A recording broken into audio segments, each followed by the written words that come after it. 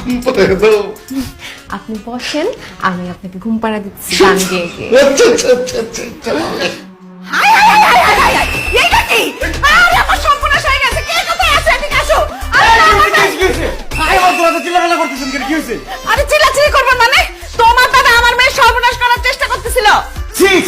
দাদা সর্বনাশ করে বলছেন, আপনি কি করছেন? শেষ পর্যন্ত কাজের মেয়ের দিকে হাত বাড়াইছেন। আরে সি সি সি সি সি, এই বুড়ি বেটি মিথ্যা কথা বলতেছে, মিথ্যা কথা বলতেছে। কিন্তু এই পপি, ও আমার মাথায় হাত বুলায় ঘুম পাড়ায় দিতে আসছিল। জিজ্ঞেস কর, তুই পপিরে জিজ্ঞেস কর, আমি কোনো খারাপ কিছু করি নাই, উদ্দেশ্যও নাই। পপি চুপ করে আছো কেন? ঘটনা কি আমার খুলে বলো।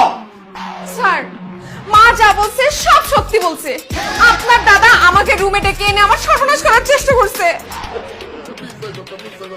এত বড় মিথ্যা কথা এই পুরা মানুষটি নিয়ে বলতেছো, তোমার মাথার উপরে আল্লাহর গজব পড়বে। তোর উপরে গজব পড়বে। আমি এখনই পুলিশে কল করতেছি, দেখ তোর কি হয়। আল্লাহ দাদা, এখন যদি পুলিশ এসে আপনার ধরে নিয়ে যায়, তাহলে আপনার আমার বাণিজ্য সব শেষ হয়ে যাবে, লোকজন জানাজানি হয়ে যাবে, আপনার মুখে চুনকালি পড়বে, আমার মুখে চুনকালি পড়বে। আপনি তাড়াতাড়ি এর সমাধান করেন। আমি তো কিছু করি নাই, আমি কেমনে সমাধান করব? আপনি কিছু করলে অপরাধী, না করলে অপরাধী।